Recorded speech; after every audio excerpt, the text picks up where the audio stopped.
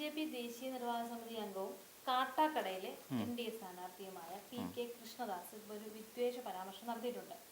പുള്ളി പറഞ്ഞേക്കുന്നത് LDF-ഉം UDF സർക്കാരും വരരുത് ഒരു കാരണവശാലും. വന്നു കഴിഞ്ഞാൽ പെൺകുട്ടികളെ ലവ് ജിഹാദിന്റെ ഭാഗമാക്കുമെന്നാണ് പറഞ്ഞിരിക്കുന്നത്.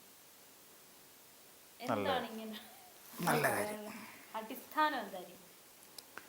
ഇവിടെ നമ്മൾ നോക്കേണ്ടത് ഈ കഴിഞ്ഞ കാലത്തിനകത്ത് അടിസ്ഥാനപരമായി ഒരു വിഷയത്തെ സംബന്ധിച്ച് ആരോപണം ഉന്നയിക്കുകയും അത് വസ്തുതാപരമാണ് എന്ന് തെളിയിക്കുകയും ചെയ്ത ഒരു പാർട്ടിയായി നമുക്കൊരിക്കലും BJP കാണാൻ കഴിയില്ല. അടിസ്ഥാനപരമായിട്ട് വസ്തുതാപരമായിട്ടും ഒന്നും. കഴിഞ്ഞ തവണ നമുക്കറിയാം സന്ദീപ് വചസ്പതി, ഇപ്പോൾ ഹരിപ്പാട് മത്സരിക്കുന്ന സന്ദീപ് വചസ്പതി, പുള്ളി ഇപ്പോൾ ഹരിപ്പാട് നിയമസഭയിലേക്ക് മത്സരിക്കുന്നു. പുള്ളി ആലപ്പുഴയിൽ മത്സരിച്ചതാണ്. ആലപ്പുഴ മത്സരിക്കുന്ന സമയത്ത് അദ്ദേഹം ഈ സ്ത്രീ തൊഴിലാളികളുടെ അടുത്തേക്ക് പോയി. സ്ത്രീ തൊഴിലാളികളുടെ അടുത്ത് ചെന്നിട്ട് പറഞ്ഞെന്താണെന്നറിയാം, BJP വന്നാൽ മാത്രമേ നമ്മുടെ വീട്ടിൽ കിടക്കുന്ന പെൺകുട്ടികൾക്കും പെൺമക്കൾക്കും സ്വസ്ഥമായി ഈ നാട്ടിൽ ജീവിക്കാൻ കഴിയുള്ളൂ. ഇല്ലയെന്നുണ്ടെങ്കിൽ അവരെ ISIS-ലേക്ക് റിക്രൂട്ട് ചെയ്യപ്പെടും, തീവ്രവാദ പ്രവർത്തനങ്ങൾക്ക് അവരെ ഉപയോഗിക്കും. സെയിം ഇപ്പോഴും ഹരിപ്പാടും ഇതേ തന്ത്രം പയറ്റിക്കൊണ്ടിരിക്കുക. അതായത് എന്തുകൊണ്ട് BJP വളരുന്നു, അല്ലെങ്കിൽ BJP എന്തുകൊണ്ട് വളർത്തണം, ഇതിൽ നമ്മൾ ഭയക്കേണ്ട കുറേ കാര്യങ്ങളുണ്ടെന്ന് വെച്ചാൽ, അപ്പോൾ ഗോപാലകൃഷ്ണൻ തന്നെ ഗുരുവായൂർ എന്ന് പറയുന്ന ഗുരുവായൂരത്തെ ജനങ്ങൾ നാളിതുവരെയായി ചിന്തിക്കാത്തൊരു കാര്യമായിരുന്നു ഞങ്ങൾക്ക് ഒരു ഹിന്ദു ആയിട്ടുള്ള MLA ഇല്ല എന്നുള്ള കാര്യം. ഗുരുവായൂരിൽ വോട്ട് ചെയ്യുന്ന ഒരാളും ചിന്തിച്ചിട്ടില്ല. പോട്ടെ, ഗുരുവായൂർ അമ്പലവുമായി ബന്ധപ്പെട്ട് നിൽക്കുന്ന ഏതെങ്കിലും ഒരു വ്യക്തി ഉണ്ടെങ്കിൽ, അല്ലെങ്കിൽ അമ്പല കമ്മിറ്റിക്കാർ പോലും ചിന്തിച്ചിട്ടില്ല, അല്ലെ ദേവസ്വം ബോർഡുകാർ പോലും ചിന്തിച്ചില്ല ഞങ്ങൾക്ക് ഗുരുവായൂർ മണ്ഡലത്തിൽ നിന്ന് ഹിന്ദു ആയിട്ടുള്ളൊരു MLA പോയിട്ടില്ല എന്ന്. ആ കുറവ് അവിടെ ജയിക്കുന്ന മുസ്ലിമായ അല്ലെ അഹിന്ദുവായ ഒരാൾ വരുത്തിയിട്ടില്ല ആ മണ്ഡലത്തിന്. അതുകൊണ്ട് അവർക്ക് ചിന്തിക്കാൻ കഴിയാതെ പോയത്. അതേസമയം ഒരു BJP-കാരൻ വന്നു, അഡ്വക്കേറ്റ് B ഗോപാലകൃഷ്ണൻ എന്ന് പറയുന്ന ഒരാൾ അവിടെ മത്സരിക്കാൻ ഇറങ്ങി. ആ നാട്ടിലേക്ക് പരത്തിയത് എന്താ? മതമാണ് അവിടെ പരത്തുന്നത്. ഹിന്ദു ഇല്ല. ഹിന്ദു ഇല്ലാത്തതുകൊണ്ട് ഗുരുവായൂർ അമ്പലം കടലെടുത്ത് പോയിട്ടൊന്നുമില്ലല്ലോ. അവിടെ അന്ന് ഗുരുവായൂർ ക്ഷേത്രം കത്തി നശിക്കുന്ന സമയത്ത് അടുത്ത് ഗുരുവായൂർ അമ്പലത്തിന് തീവിട്ട സമയം ഉണ്ടായിട്ടുണ്ടായിരുന്നു. ആ സമയത്ത് അടുത്തുള്ള ചർച്ചിൽ നിന്നും മോസ്കിൽ നിന്നും അറിയിപ്പുണ്ടായി. അങ്ങനെ വരെ സാഹചര്യമുള്ള മതേതരത്വം നിറഞ്ഞു നിൽക്കുന്ന ഒരു നാടാണ് ശരിക്കും ഗുരുവായൂർ എന്ന് പറഞ്ഞാൽ. അവിടെ ആരും മതം നോക്കിയിട്ടല്ല ഗുരുവായൂർ ക്ഷേത്രവുമായി ബന്ധപ്പെട്ട് പ്രവർത്തിക്കുന്നു, അല്ലെങ്കിൽ ഗുരുവായൂർ മണ്ഡലത്തിൻ്റെ കാര്യം നോക്കുന്നത്. അവിടെ എന്താണ് ഇവർ പറഞ്ഞത്? മതം. ഇപ്പം നമുക്കറിയാം കഴിഞ്ഞ ദിവസം ശ്രീലേഖ, ഈ ശ്രീലേഖ എന്ന് പറയുന്ന ഒരാൾ ഇന്ത്യൻ ഭരണഘടനാനുസൃതമായി ജീവിക്കേണ്ട ഒരാളാണ്. കാരണം അവർ പഠിച്ച് നേടിയ ഒരു IPS എന്ന് പറയുന്ന ഒരു വാൽ അവർക്കുണ്ടായിരുന്നു. തെരഞ്ഞെടുപ്പ് വന്നതിന് ശേഷം അവരത് മാറ്റിയത്.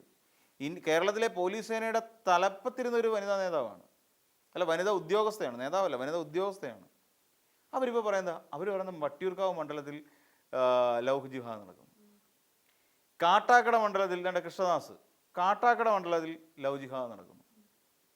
കേരളത്തിൽ നമ്മൾ നോക്കി ഇപ്പോൾ കഴിഞ്ഞ ദിവസം നമുക്കറിയാം മൊണാലിസയോ അങ്ങനെ എന്തോ പറയുന്ന ഒരു മൊണാലിസ എന്ന് പറയുന്നൊരു പെൺകുട്ടി ഇവിടെ വന്നു. നമുക്കറിയാം അവർ കുംഭമേളക്കിടയിലാണ് അവർ വൈറലായത്. അങ്ങനെ അവരിവിടെ കേരളത്തിലേക്ക് വന്നു. അവരെന്തുകൊണ്ട് കേരളത്തിലേക്ക് വന്നു? ആ ചെറുപ്പക്കാരനായിട്ട് അവരുടെ നാട്ടിൽ വിവാഹിതനാകാൻ പറ്റില്ല. കേരളത്തിലേക്ക് വന്നു. കേരളത്തിലേക്ക് വന്നു കഴിഞ്ഞപ്പോൾ ഇത് കേരളം ദൈവത്തിൻ്റെ സ്വന്തം നാട് എന്ന് പറഞ്ഞിട്ടാണ് വന്നത്. കാരണം അത് ഇവിടെ ആരും മതം നോക്കിയിട്ടല്ല ഒരാളെ വിവാഹം കഴിപ്പിക്കുന്നത്, ജാതി നോക്കിയിട്ടല്ല വിവാഹം കഴിപ്പിക്കുന്നത്. ഇവിടെ രണ്ട് പേർ തമ്മിൽ ഇഷ്ടപ്പെട്ടാൽ അവരെ വിവാഹം കഴിപ്പിക്കുക, അല്ലെങ്കിൽ അവർക്ക് വിവാഹിതരാകാം. കാരണം ഇന്ത്യൻ സ്പെഷ്യൽ മാരേജ് ആക്ട് എന്ന് പറയുന്നൊരു സംഭവം നമുക്കിവിടെ നിൽപ്പുണ്ട്.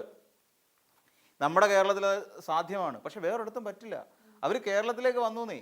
കേരളത്തിലേക്ക് വന്നിട്ട് അവർ വിവാഹിതരായി. അപ്പോഴും ഇവിടുത്തെ സംഘപരിവാറുകാർക്ക് ഭയങ്കര പ്രശ്നം. ആ പെങ്കൊച്ചിന് പ്രായപൂർത്തിയായില്ല, എന്തൊക്കെ വിവാദങ്ങളാണ് ഉന്നയിച്ചത്. ഇത് ലവ് ജിഹാദിൻ്റെ വേറൊരു മുഖമാണ്.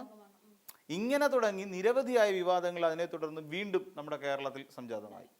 ഇതാണ് കേരളത്തിലുള്ള സംഘപരിവാറുകാർ പരത്തിക്കൊണ്ടിരിക്കുന്ന വിദ്വേഷ പ്രചരണം എന്ന് പറഞ്ഞാൽ. കൃഷ്ണദാസിനെ സംബന്ധിച്ച് കൃഷ്ണദാസിന് അറിയാവുന്ന കാര്യമല്ലേ. NN കൃഷ്ണദാസ് എന്ന് പറയുന്ന ആ നേതാവ് എത്ര കാലമായിട്ട് കേരളത്തിൽ ജീവിക്കുന്ന ഒരാളാണ്. എത്ര കാലമായിട്ട് കേരളത്തിലുണ്ടെന്നേ. ഇത് എവിടുന്നെങ്കിലും ഉത്തരേന്ത്യയിൽ നിന്ന് ഏതെങ്കിലും ഒരു പേപ്പറിനകത്ത് എഴുതി വെച്ച് ഹിന്ദിയിൽ കൊടുത്ത സാധനം അർത്ഥം അറിയാൻ വേദം വായിച്ചു നോക്കിയിട്ട് കേരളത്തിൽ വന്ന് കിടന്നുകൊണ്ട് പറയാൻ കൃഷ്ണദാസിന് നാണമില്ലേ? കൃഷ്ണദാസ് എത്ര കാലം പ്രവർത്തിച്ചാണ് കേരളത്തിൽ തന്നെ. കൊച്ചുകുട്ടികൾ പറഞ്ഞോട്ടെന്നേ, ബോധമില്ലായ്മയാണെന്ന് വെക്കാം. അവർ ഏതെങ്കിലും മണ്ടന്മാർ പറഞ്ഞു കൊടുക്കുന്ന കേട്ടിട്ട് കുട്ടികൾ പറയും. അതായത് ഇപ്പം RSSലേക്കും BJPയിലേക്ക് കയറിയവരും ഇവിടെ ലവ് ജിഹാദ് നടക്കുന്നു, അവിടെ ലവ് ജിഹാദ് നടക്കുന്നു എന്നൊക്കെ പറയും. പക്ഷേ കൃഷ്ണദാസ് അങ്ങനെയല്ല. പുള്ളിക്ക് വളരെ കാലമായി കേരളത്തിൽ പ്രവർത്തിച്ചുള്ള പാരമ്പര്യമുള്ള ഒരു നേതാവാണ്. കേരളത്തിൻ്റെ യഥാർത്ഥ അവസ്ഥ എന്താണെന്ന് കൃത്യമായിട്ട് അറിയാവുന്ന ഒരു നേതാവാണ്. ആ നേതാവ് എന്ത് മണ്ടത്തരമാണ് എഴുന്നള്ളിക്കുന്നത്? പ്രായമെങ്കിലും ഒരു സ്വയം ബോധം ഉണ്ടാവേണ്ട. എനിക്ക് ഇത്ര വയസ്സ് പ്രായമുണ്ട്, ഞാൻ ഇങ്ങനെയൊന്നും പറയാൻ പാടില്ല. കാര്യം ഞാൻ കേരളത്തിൽ ജീവിക്കുന്ന ഒരാളല്ലേ, ഞാൻ എത്ര കാലം കൊണ്ട് കേരളത്തിൽ ജീവിക്കുന്നു.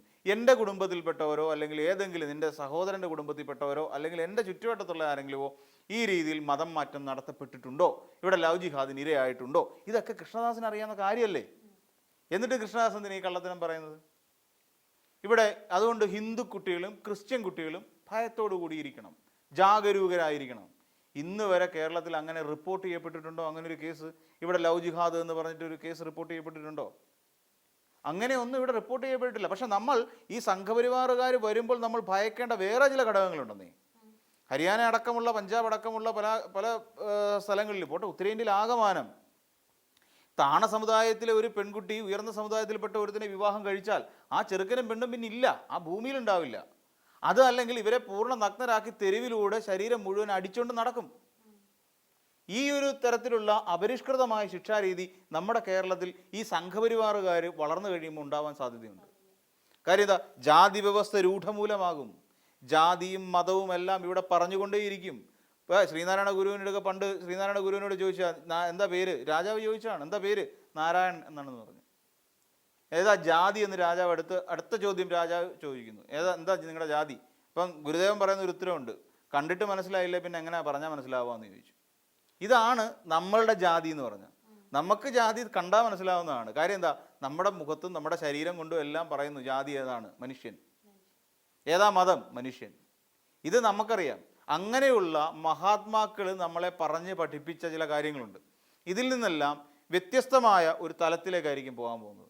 ജാതിഭേദം മതം ദ്വേഷം ഏതുമില്ലാതെ സർവരും സോദരത്തേനെ വാഴുന്ന മാതൃകാസ്ഥാനമാണിത് എന്ന് പറഞ്ഞ ശ്രീനാരായണ ഗുരുദേവനെ സംഘിയാക്കി ചാപ്പയടിക്കാൻ ശ്രമിച്ചവരാണ് ഇവിടെ സംഘപരിവാറുകാർ അല്ലേ. അമേരിക്കയിൽ പോയിട്ട് പോലും ഇവിടുത്തെ സഹോദരന്മാരെ എന്ന് പ്രസംഗിച്ച സ്വാമി വിവേകാനന്ദനെ സംഘപരിവാറിൻ്റെ ചാപ്പയടിക്കാൻ ശ്രമിച്ചവരാണ് ഇവിടുത്തെ BJPക്കാർ. പിന്നെ ഈ പറയുന്ന അദ്ദേഹം ഒരിക്കൽ പോലും അതായത് നമ്മുടെ സ്വാമി വിവേകാനന്ദൻ എന്ന് പറയുന്ന ആൾ അദ്ദേഹത്തിൻ്റെ പേരിലും സ്വഭാവത്തിലും നമ്മൾ ഒരു സംഘപരിവാരത്തോ ഇല്ലായിരുന്നു. അദ്ദേഹത്തെ പോലും ചാപ്പയടിക്കാൻ ശ്രമിക്കുന്നതല്ലേ അല്ലേ. കേരളത്തിൻ്റെ കോൺഗ്രസ്, ഇനിയും ഏറ്റവും പറഞ്ഞ കേരളത്തിൻ്റെ കോൺഗ്രസ് പാർട്ടിയുടെ തലമുതിർന്ന നേതാവ്, ലീഡർ, അദ്ദേഹത്തെ BJPക്കാരനാക്കാൻ വേണ്ടി പോസ്റ്റർ വെച്ച ഒരാളല്ലേ.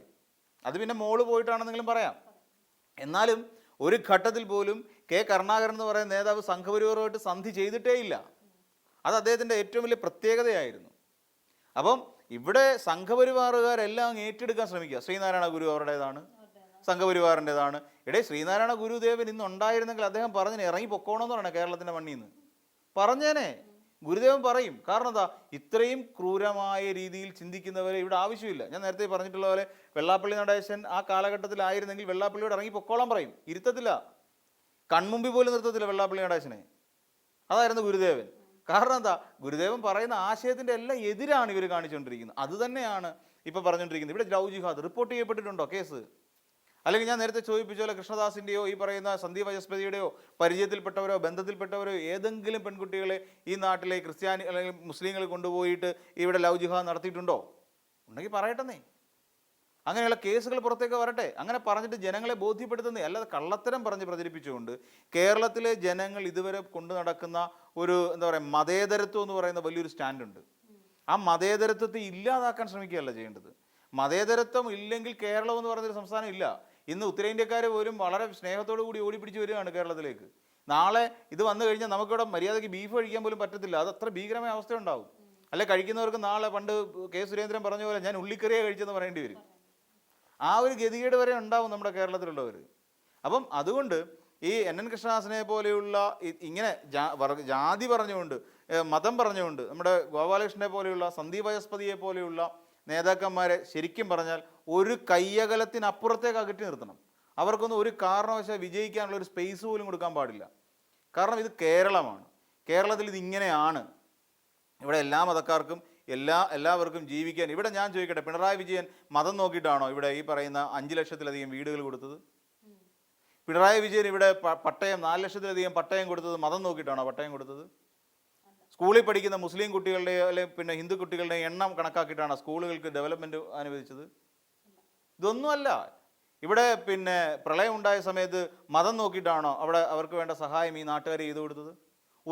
വയനാട്ടിൽ ഉരുൾപൊട്ടലുണ്ടായ സമയത്ത് അവിടുത്തെ മതം നോക്കിയിട്ടാണോ പിടിച്ച് വണ്ടിയെ കയറ്റിയത്? അല്ല. ഇതിനെല്ലാം അപ്പുറത്തേക്ക് നമ്മൾ കാണുന്നത് കേരളീയർ എന്ന് പറയുന്ന ഒരു പൊതുവികാരമാണ്, പൊതു ചിന്താഗതിയാണ്.